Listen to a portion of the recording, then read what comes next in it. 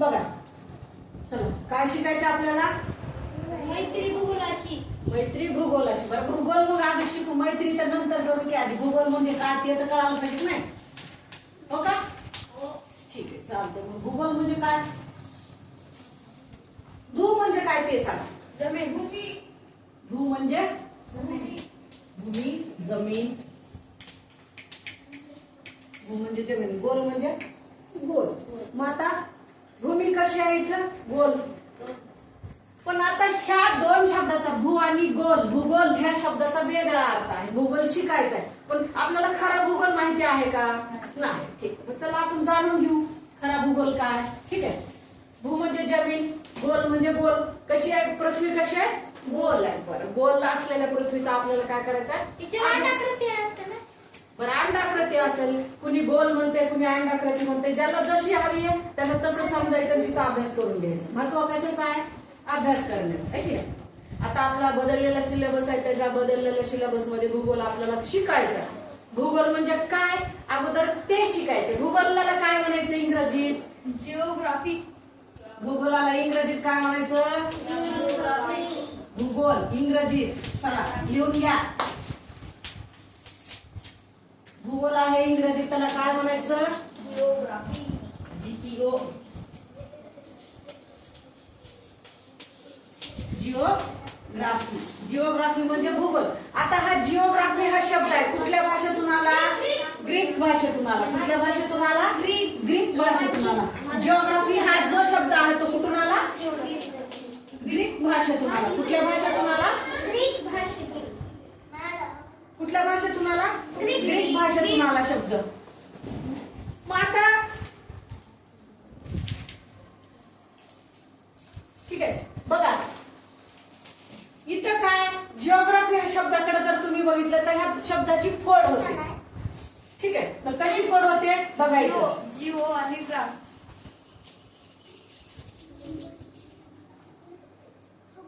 बघा इकडे बघा रे. आणि दुसरं काय होतंय?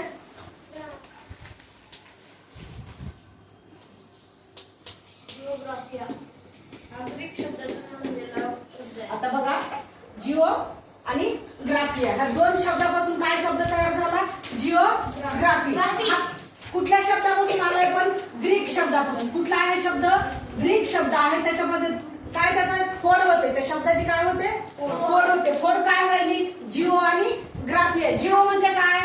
जिओ म्हणजे पृथ्वी. जिओ म्हणजे पृथ्वी. आणि ग्राफिया म्हणजे वर्णन करणे. ग्राफिया म्हणजे वर्णन करणे. बरं ठीक आहे चालतंय. वर्णन करणे. जिओ म्हणजे पृथ्वी आणि ग्राफिया म्हणजे वर्णन करणे. कशाचं वर्णन करणे? मग आता दोन शब्दांचा जर आपण अर्थ लावला तर एकंदरीत अर्थ काय व्हायला? पृथ्वीचं वर्णन करणे. पृथ्वीचं वर्णन करणे. पृथ्वीचं वर्णन करणे म्हणजे काय? जिओग्राफिया. पृथ्वीचं वर्णन करणे म्हणजे काय व्हायलंय? जिओग्राफिया. जिओग्राफिया म्हणजे पृथ्वीचं वर्णन. मग एकंदरीत ह्याच्यामधून आपल्याला अर्थ काय सापडतो? त्याच्यामधून अर्थ काय सापडायला आपल्याला सांगा बरं. बघा एकदा ह्याच्याकडे नीट.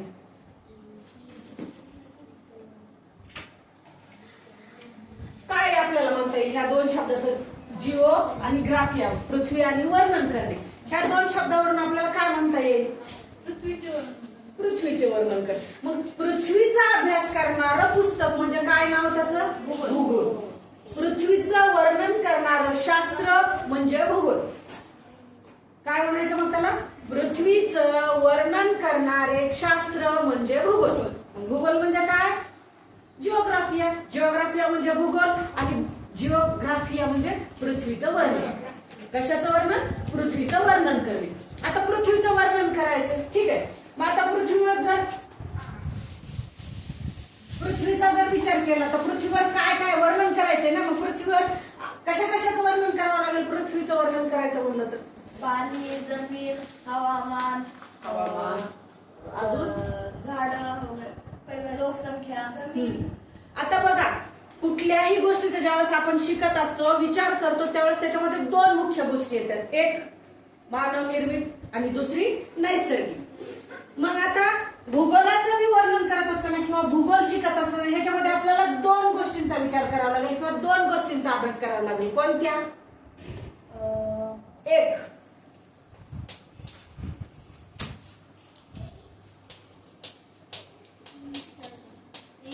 नैसर्गिक आणि दुसरं मानवी. आता एक नैसर्गिक भूगोल आणि दुसरा मानवी भूगोल. आता मानवी भूगोलामध्ये काय येणार आहे? भूगोलामध्ये मानवाने तयार केलेल्या वस्तू. मानवाने तयार केलेल्या वस्तू. अजून काय काय येईल? मानवाने घडवलेल्या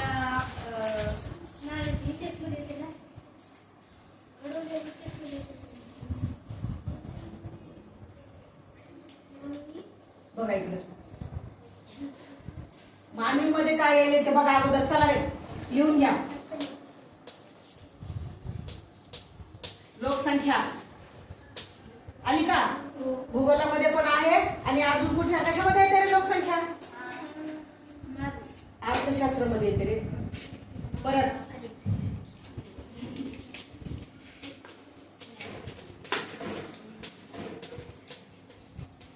मानवी वस्ती. अजून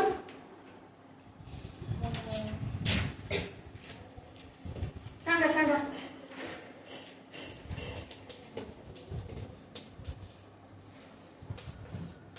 मानवी क्रिया.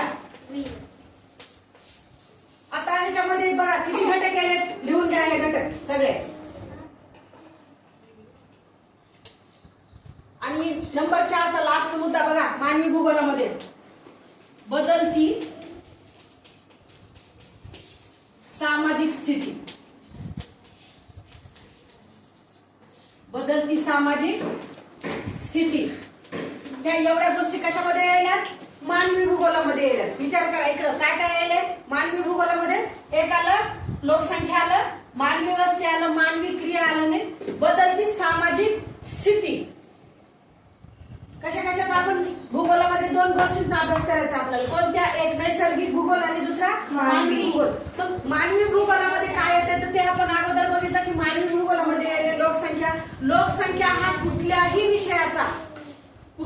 विषयाचा ज्यावेळेस अभ्यास करतो त्यावेळेस लोकसंख्या हा महत्वाचा घटक आहे. का? कारण लोकसंख्या ही कुठल्याही विषयाच्या अभ्यासावर परिणाम करणारा घटक आहे. का? कारण लोकसंख्या जेवढी जास्त तेवढा विकास कमी.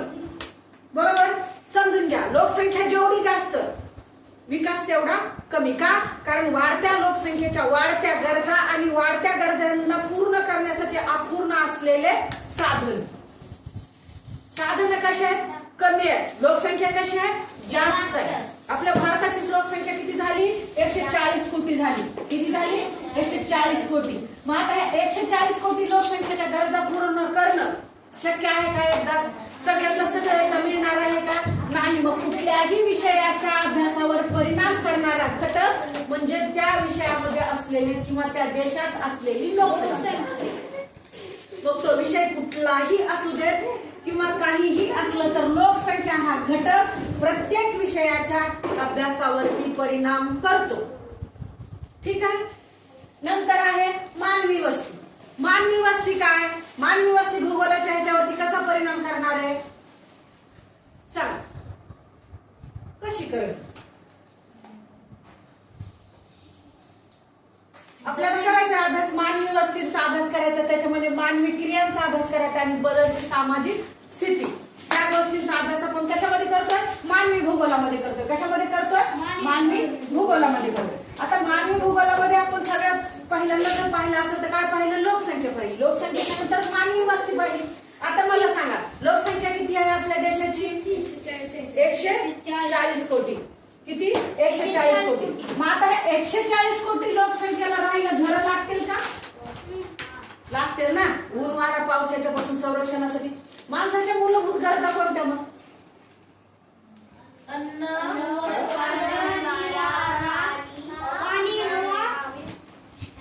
महत्वाच्या सांगायच्या. अन्न, वस्त्र, निवारा, शिक्षण. अन्न, वस्त्र, निवारा, शिक्षण. आरोग्य तर आहे त्याच्यामध्ये आलं ना. मग अन्न, वस्त्र, निवारा, शिक्षणामध्ये आलं ना सगळ्याच, मग तुमच्या गोष्टी बाकीच्या आल्या, पण ह्या मूलभूत गरजा आहेत.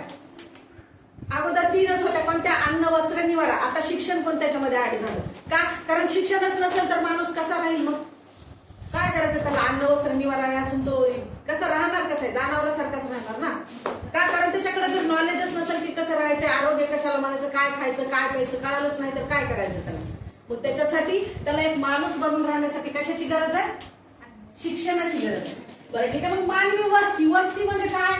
आता आपण हे ज्या एरियात राहतो ही एक वस्ती आहे. काय आहे? वस्ती आहे. मग ही वस्ती नसती तर माणूस कुठं राहिला असता? फुटपाथवर राहिला असता. राहतात ना फुटपाथवर कोण राहतं? ज्यांच्याकडे घरं नाहीत ती लोक कुठं राहते? घरं नाहीत ते कुठं राहतात? फुटपाथवर राहतात. ठीक आहे.